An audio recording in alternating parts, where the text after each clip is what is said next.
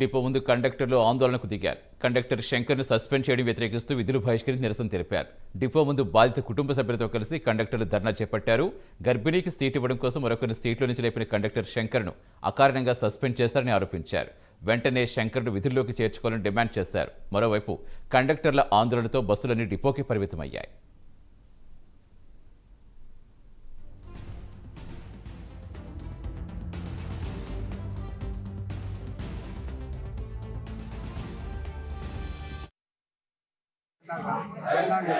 నేను గురువారం express duty చేస్తున్నాను.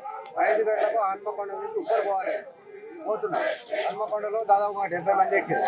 రాజపేట దాకా ఒక 10 మంది ఎక్కింది. అందులో ఒక గర్భిణీ స్త్రీ ఎక్కింది.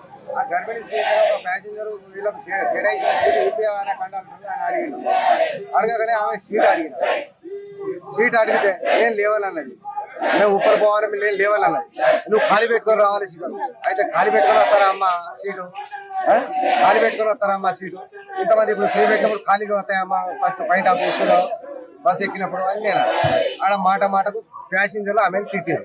నేను తిట్టినట్టు క్రియేట్ చేసి ట్విట్టర్లో పెట్టి నేను ఈ మాట అన్నప్పుడు కోపం క్యాజువల్గా ఆమె రేవంత్ రెడ్డి వాడు ఫ్రీగా పెట్టి ఈ కండక్టర్ ఓవర్ చేస్తా అంది అని ఏం మాట్లాడుతున్నావు కొడుకుంటే నేనే అన్న కులవంత మాట అన్నాను మనకి ఏమైనా నేను కోపంతో అంటే నా ఫోటో తీసింది అది నాకు తెలుసు అని ఇక కోపంలో ఉన్నప్పుడు ఫోటోలు తీసి ట్విట్టర్లో ఏదో పెట్టి ఏదో 50 దాచి నన్ను బలవంతంగా నెట్టేసిందని